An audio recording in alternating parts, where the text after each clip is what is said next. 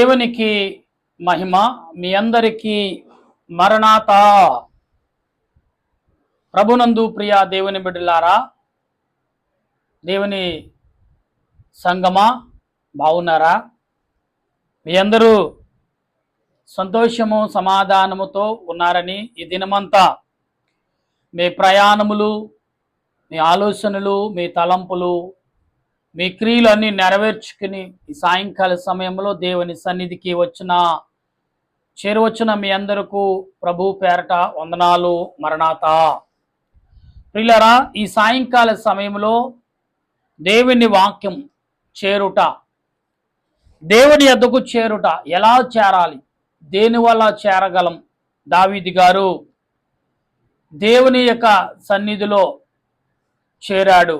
చేరేమని ప్రార్థిస్తున్నాడు. దాని కొరకు ప్రార్థన చేద్దాం. సర్వ సృష్టిని నీతిని పరిపాలించుచున్న సృష్టికర్తవైన మా దేవా, నీ కొందనాలయ్యా. సమయంలో నాయన, నీ దాసుడిని నేను నీ వాక్యమును చేతపట్టి ప్రవ్వా నీ ఎదుట, నీ బిడ్డలి ఎదుట నిలుచున్నాను. నిలుచున్నది నేనే గాని మాట్లాడేది నీవే తండ్రి. నా మాటలు, నా జ్ఞానము సరిపోదు ప్రవ్వా. నాలోకి మీరు రండి, నీ జ్ఞానముతో నీ బిడ్డలతో మాట్లాడండి నాయన. నీ జ్ఞానమును, నీ తెలివిని నీ బిడ్డలకు కలగజేసి నీ వాక్యముతో వారిని కట్టి బలపరిచి నీ రాజ్యముకు సిద్ధపాటు చేయమని దేవా, ఆత్మరూపుడు రక్షణకర్త అయిన త్వరగా రానయున్న యేసుక్రీస్తు నామమున అడిగి ప్రార్థిస్తున్నాను పరమ తండ్రి, ఆమేన్. మన తండ్రి అయిన దేవుని సహాయము తోడుగా ఉండి ముందుకు నడిపించునుగాక, ఆమేన్. ప్రభునందు ప్రియ దేవుని బిడ్డలారా, చేరుట, దేవుని సన్నిధికి చేరుట. దావీదు దేవుని సన్నిధికి చేరి ఏమని ప్రార్థిస్తున్నాడు? ఈ దినమున కీర్తన గ్రంథం 30 అధ్యాయము 1 నుండి 12 వచనాలు మనం చదువుకుని ఎడలా, యెహోవా నా శత్రువులను నా విషయమై సంతోషింపనీయక నీవు నన్ను ఉద్ధరించి ఉన్నావు. అందుకే నేను నిన్ను కొనియాడుచున్నాను. యెహోవా నా దేవా, నేను నీకు మొరపెట్టగా నీవు నన్ను. దేవునికి స్తోత్రం. దేవుడి యొక్క యొద్దకు చేరి దావీదు మొరపెడతా. అందుకే చేరి మొరపెట్టుట, చేరి మొరపెట్టుట అంటే దేవుని యొద్దకు చేరి మొరపెట్టడంలో గొప్ప విశేషం ఉన్నదని దావీదు మనతో మాట్లాడుచున్నాడు. ప్రియులారా, గనుక ఈ సాయంకాల సమయంలో మనం చేరిన మనము దేవుని వాక్యమును చదువుదాం. ఇంకా ముందుకు 3, 4, 5 వచనాలు చదువుని ఎడలా, యెహోవా పాతాళము నుండి నా ప్రాణమును లేవదీసితివి. నేను గోతులోనికి దిగకుండా నీవు నన్ను బ్రతికించితివి. యెహోవా భక్తులారా ఆయన కీర్తించుడి, ఆయన పరిశుద్ధమైన జ్ఞాపకార్థ నామమును బట్టి ఆయనను. దేవునికి స్తోత్రము కలుగునుగాక. ప్రియులారా, దేవుడు ఎందుకు ఆయన నామమును స్తుతించమన్నాడు? యెహోవా యొద్దకు చేరిన వారులారా ఆయన నామమును స్తుతించడు. దావీదు దేవుని యొద్దకు చేరి ఆయనను స్తుతిస్తున్నాడు. ఎలాగంటే దేవుని సన్నిధి స్తోత్రం, దేవాన్ని ప్రార్థిస్తున్నాం. చాలా మట్టుకు దేవాన్ని కొందనాలు, చాలా రకాల ఎవరికి తోచింది వారినట్టుగా ఆరాధిస్తారు. కానీ ఆరాధనకు ఒక నియమము, ఒక పద్ధతి, ఒక విధానము దేవుడు ఆదిలో నేర్పిన విధానము. ఎలాగంటే దేవుడు నాకు బయలుపడి నాతో ఇలాగూ మాట్లాడాడు, దేవుడు మాతో ఇలాగూ చెప్పమన్నాడని కొందరు కొన్ని ఇష్టమైన రీతిలో తన ఇష్టముగా ఆరాధన చేస్తున్నారు. ప్రియులారా, మంచిదే.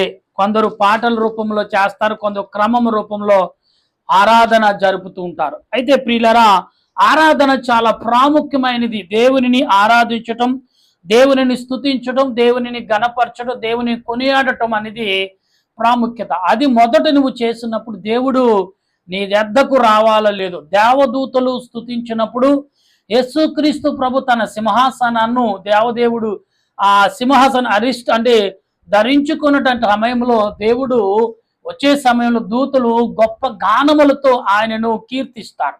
అలాగుని మనమును కూడా ఆయన ఆ రీతిగా కీర్తించాలి. 5-6 వచనాల్లో ఆయన కోపము, ఆయన కోపము నిమిషం మాత్రమే ఉండును, ఆయన దయా ఆయుష్కాలమంతయు నిలుచును. సాయంకాలమున ఏడ్పు వచ్చి రాత్రి ఉండునను, ఉదయమున సంతోషము కలుగును.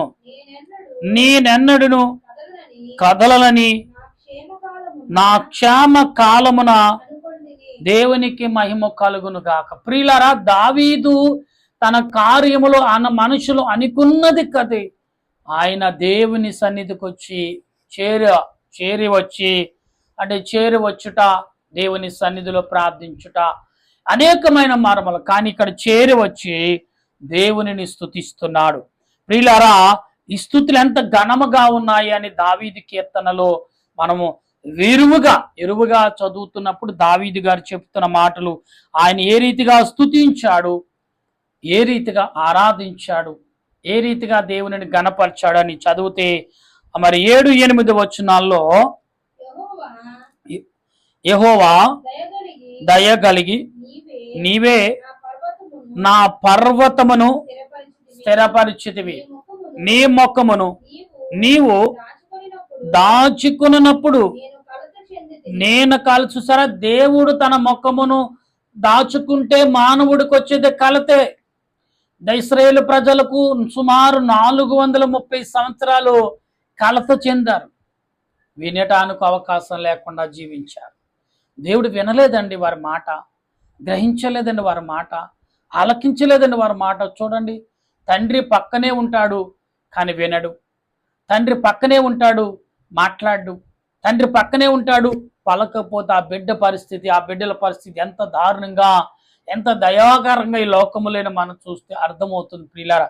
కానీ సృష్టికర్త, నీ ప్రాణనాథుడు, ప్రాణమిచ్చిన దేవుడు, నిన్ను పోషించే దేవుడు, నిన్ను కాపాడే దేవుడు, నిన్ను బలపరిచే దేవుడు, నీ వెంటే ఉండే దేవుడు, నీతో మాట్లాడి నీకు సలహా ఇచ్చి నిన్ను నడిపించి నేను ఆదరించి నేను ఆయత్తపరిచిన ఆ ప్రభువే మౌనంగా ఉంటే అసలు పరిస్థితి ఏంటి చూడండి. దావీదు చెప్తున్నాడు 8వ వచనంలో, యెహోవా నీకే మొరపెట్టుతిని, నా ప్రభువును బ్రతిమాలుకుంటుని, నేను గోతులోనికి దిగిన ఎడల ఆ ప్రాణము వలన ఏమి లాభము, మన్ను నిన్ను స్తుతించిన నీ సత్యమును గూర్చి అది వివరించిన. చూసారా ఎంత చక్కగా చెప్తున్నాడు. యెహోవా, నేను గోతులో దిగిపోతున్నాను, నా ప్రాణము నిన్ను స్తుతించునా అని చెప్తున్నాడు. అంటే ప్రాణముకు నిజమే కదా, అతను ప్రాణము రెండో ఏకమై కలిసి గోతులో పడిపోతుండే. దేవా, నిజంగా 10 అడుగుల లోతులో పడిన వాడి మాట చుట్టుపక్కల ఎవరికి వినపడదు. కాబట్టి ప్రియులారా, ఆత్మ ద్వారా కయ్యేను ఏబేలుని చంపినప్పుడు ఏబేలు ఆత్మ దేవునికి మొరపెట్టింది భూమిలో ఉండి. దేవా, ఏంటి నా పరిస్థితి, నా తండ్రికి పుట్టి నా అన్న చేతిలోనే తోడబుట్టిన వాడి చేతిలోనే చనిపోటాక నన్ను భూమి మీద సృష్టించావా అని. ప్రియులారా, సాతానుగాడు చేసిన క్రియలకు దేవుడు ఆశ్చర్యపడిన వాడుగా చాలా మార్లు జరుగుతున్నాయి. ఈనాడు కొందరికి కొన్ని పనులు సాతానుగల వల్ల జరిగిన అంతు చిక్కకుండా చేస్తున్నాడు. అందుకనే చూడండి, కొందరు దేహాలు, కొన్ని మనుషులు సాతానుకులు పడి పాప క్రియలు చేసి మరుగైపోయిన వారు, మరుగు లేకుండా చేసుకున్న వారు ఎందరో ఉన్నారు. చేస్తే తీరా కళ్ళు తెరిచినప్పుడు నేను పాప పని చేశాను, పాపంలో పడిపోయాను అనుకుని కళ్ళు తెరిచినప్పుడు ఆ మనిషి ఇంకా ఉండకుండా తనకు తానుగా ఎలాగంటే మరుగైపోతాడని. చూడండి, ఇస్కరియోత దేవునికి అన్యాయము చేశాను, యేసుక్రీస్తుకి అక్రమ కలిగించాను అని గ్రహించిన వాడు ఏమయ్యాడు?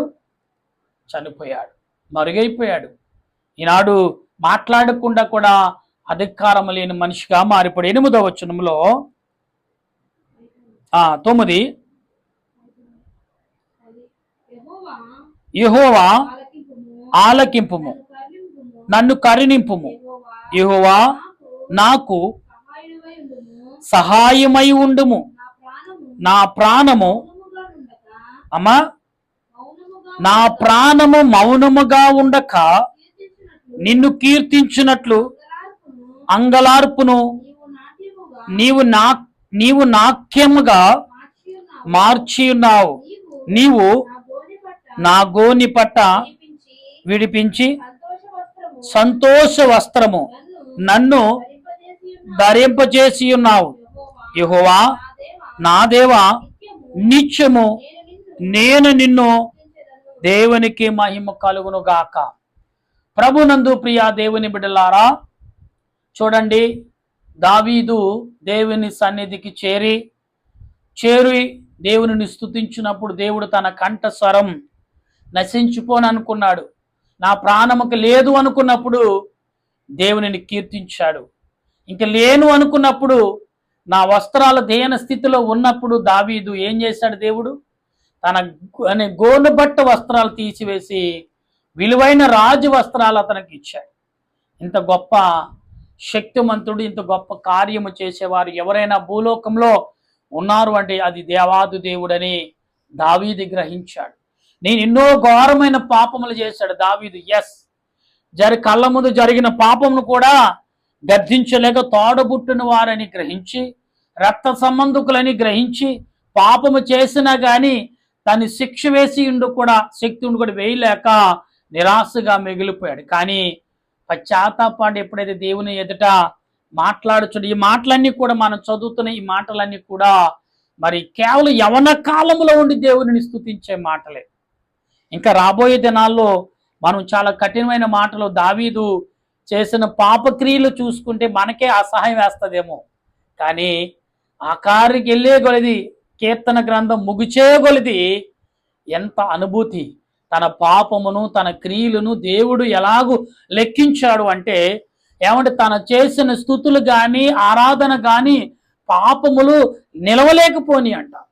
అంత ఘోర పాపాలు చేసి దేవుని స్తుతించటం, తన బాల్యమున తన గర్భము రూపించిన కాడి నుంచి దావీదు దేవునిని గనపరచాడంట. పాపము కంటే స్తుతులే ఎక్కువ, పాపము కంటే ప్రార్థనే ఎక్కువ, పాపము కంటే దేవుని యొక్క మహిమ ఆరాధించే క్రియలు ఎక్కువగా చేసినట్లుగా దేవుడు లెక్కించి, అందుకే అన్నాడు, తెలియక తెలుసో చేసిన పాపం పశ్చాత్తాపడినప్పుడు నీవు ఖచ్చితంగా దేవుడు క్షమిస్తాడు అనేది భావము మనకు కలిగినాం. ఒకసారి క్షమిస్తాడు, రెండోసారి క్షమిస్తాడు, మూడో మాడు క్షమించడు దేవుడు. ఎందుకంటే అంతమాను క్షమిస్తే దేవుడుకు విలువ లేకుండా, మనిషికి విలువ లేకుండా పోతుంది. ఇలా 1-2 సార్లు క్షమించవచ్చు, మూడో మారు క్షమిస్తే నన్ను క్షమిస్తున్నాడు కాదనుకుంటే ఆ మనిషికి వాల్యూ లేకుండా పోతుంది. మనిషికి అవతల వాడికైనా యువతల వారికైనా కొంచెం వినిత్య జ్ఞానమైన, అంటే జ్ఞానము కలిగి కొంచెం ఆలోచన కలిగి బ్రతికేవాడిగా ఉండవలసిన వారే. దేవుడు దావీదు దేవుని సన్నిధికి చేరినప్పుడు, విజ్ఞాపన చేస్తున్నప్పుడు దేవుడు తనకు ఎలాగైతే స్తుతిస్తున్నాడో, ఎలాగైతే ప్రార్థన చేస్తున్నాడో, దావీదు ఎలాగైతే స్తుతిస్తూ ఆరాధిస్తున్నాడో అలాగే విజయాలు పొందుకున్నాడు. ఈనాడు యవనస్తులారా, యవన కాలములో దావీదు నీతోటే మాట్లాడుచున్నాడు. యవన కాలంలో ఉన్న కుమార్తెలారా, కుమారులు అందరూ కూడా మనం యవన కాలం నుంచి వచ్చాం. దావీదు యవన కాలం నుంచి తన మరణమ కాలం వరకు దేవునికి సాక్షిగా నిలుచున్నాడు. అయితే దేవుడు తన చేసిన పాపములు లెక్కలోకి తీసుకోక, తను చేసిన స్తుతి, తను చేసిన ప్రార్థన, తను చేసిన ఆరాధన, తను చేసిన విజ్ఞాపనే దేవుడు లెక్కలోకి తీసుకున్నాడు అనే భావము మనం ఎరిగి ఉండాలి. ఇలా బైబిల్ గ్రంథములో చాలా తప్పులు ఉన్నాయంటారు. అసలు తప్పులు లేవని నేను అంటాను. తప్పులు ఎక్కడ మన కంటికి కనపడవు. ప్రియులారా, 7వ వచనములు అంటాడు, యెహోవా యందు నేను నమ్మకము కలిగి ఉన్నాను. అలాగే 8వ వచనంలో యెహోవా యందు నేను స్తుతి గానములను చేయగలను. నా ప్రాణము నా శరీరము గోతులో దిగినా కానీ నా దేవుడు నా మరణో వినగలి దేవుడు. దేవుని బిడ్డలు, అందుకే దావదాసయ్య గారు అన్నారు, తనువో నా దిదిగోకై కొనిమియో ప్రభువాని పనికై ప్రాది చెంపోమి. అంటే పని ఏదైతే నువ్వు తలంచావో దాని కొరకు ప్రార్థించాలి, దాని కొరకు విజ్ఞాపాలు మనం స్తుతి చేయాలి, అందుకే తనువు నా దిద్దుకోకొని మీ ప్రభా, నన్ను దిద్దుము చిన్న ప్రాయము అనే మాటను నన్ను నేను దిద్దుకుటకు నీ వద్దకు వచ్చానని దావీదు గ్రహించిన వాడు. ప్రిలారా, ఈ సాయంకాల సమయంలో మీరు నేను వింటున్నాం, దావీదు ఈ 30 అధ్యాయంలో ఈ 12 వచనాల్లో ఇవాళ ఎలాగ ఉపమానం మనకు చెప్తానంటే తను నేర్చుకున్నాడు. ఎలాగ నేర్చుకున్నాడు, దేవుని యొద్ద ఎలాగో ప్రార్థన చేశాడు, దేవుని దగ్గర ఎలాగో స్తుతించాడో, ఎలాగ ఆరాధించాడో, ఎలాగ గణపరిచాడు, దానివల్ల ఎలా మేలును పొందాడు, అలాగ మీరును కలిగి ఉండమని ఈరోజు ఈ వాక్యం మీకు మాకు మీ అందరకు నాకు మనందరకు కూడా తెలియపరుస్తున్నాడు. ప్రియులారా, అటువంటి ఆలోచన సమయమును మనం గ్రహించి ఆలోచన క్రియలు కలిగి ప్రార్థించగల మనసును పరిశుద్ధాత్మ దేవుడు నీకు ఇచ్చాడు. ఆనాడు దావీదుకి ఇచ్చాడు, ఈనాడు నీకు కూడా ఆయన ఎలాగైతే చేశాడో అదే దారిలో, అదే రూట్లో, అదే తలంపులు, అదే ఆలోచనలు, అదే క్రియలో నువ్వు చేస్తున్నాడు. దావీదుకి ఇచ్చిన విజయము దేవుడు నీకు కూడా ఇస్తాడు. ఇచ్చిన ఆలోచన నీవు కలిగి ఉంటే రండి ప్రార్థన చేద్దాం. ప్రార్థన. సర్వ సృష్టిని నీతిని పరిపాలించుచున్న ఓ దేవా, దావీదు చేసిన ప్రార్థన చేరి వచ్చి దేవుని నీ సన్నిధిలో అతన్ని చేరి ప్రార్థించే విషయాలు చూస్తే ఎంతో ఆనందం, ఎంతో సంతోషం, ఎంతో నైనా గొప్ప స్థాయి. ఇదిగో దేవ, నా కంఠ స్వరము లేదు అనుకున్నప్పుడు గానములతో నన్ను హెచ్చించావన్నాడు. దేవా, నా వస్త్రాలు గోనుపట్టతో ఇదే అనుకున్నప్పుడు నా వస్త్రాలు విలువైన వస్త్రాలు, రాజవస్త్రాలు నాకు ఇచ్చావు దేవా అని స్తుతించాడు. మనమును అలాగునే మన దేని స్థితిలో ఉన్నామా, మరి చిదిగిపోయే స్థితిలో ఉన్నామా, బాధలో ఉన్నామా, చింతలో ఉన్నామా, మనకి ఎవరు ఆదరణ కలిగజేసే మనుషులు లేరా? అయితే రండి, ప్రభు ఉన్నారు, నేనున్నాను, నేను నీ మాట వింటాను, నీకు తోడై ఉంటాను, నీ మాట ఆలకించి నీకు జవాబిస్తానని సెలవిచ్చిన దేవదేవుని యొక్క ఎదుటకు రండి, ప్రార్థన చేయండి. ఆయన సన్నిధి నీ గుడారముగా, ఆయన సన్నిధిని నీవు ఆరాధించే స్థలముగా మార్చుకున్న నాడు మన ప్రభువు నీకు ఆదరణ, దావీదుకి ఇచ్చిన బలము, దావీదుకి ఇచ్చిన గొప్ప స్థాయిని నీకు ఇవ్వగలడని నమ్ముతున్నాను. కుమార్తెలారా, కుమారులారా, రండి, అటువంటి విషయాల్లో ప్రార్థన చేసి విజయం సంపాదించుకోమని కోరుచున్నాను. ప్రియులారా, దేవుడు అంటున్న నేనే మార్గము, నేనే సత్యం అన్నాడు. అటువంటి వారందరినీ దేవదేవుడు దీవించి ఆయన మహిమ మేఘాలకు ఎక్కించి ఆయన రాకడకు మనందరినీ సిద్ధపరిచి దావీదు వలె సరిచేసుకునే కృపను, దావీదు వలె స్తుతించే కృపను, దావీదు వలె కొనియాడే కృపను మనందరికి అందించి నడిపించి బలపరిచి వద్దెలు చేయను గాక. ఆమేన్. మన తండ్రి అయిన దేవుని కృప, త్రియేక దేవుని సహాయము అన్ని వేళలా సదా తోడుగా ఉండే యేసుక్రీస్తు యొక్క శిలువ రక్తం సహాయంగా అనుగ్రహించి స్వస్థపరిచి శుద్ధి చేసి ఆయన రాజ్యముకు తోడుపరిచి బలపరిచి దీవించును గాక. ఆమేన్, ఆమేన్, ఆమేన్. మీ అందరికీ మరణాత.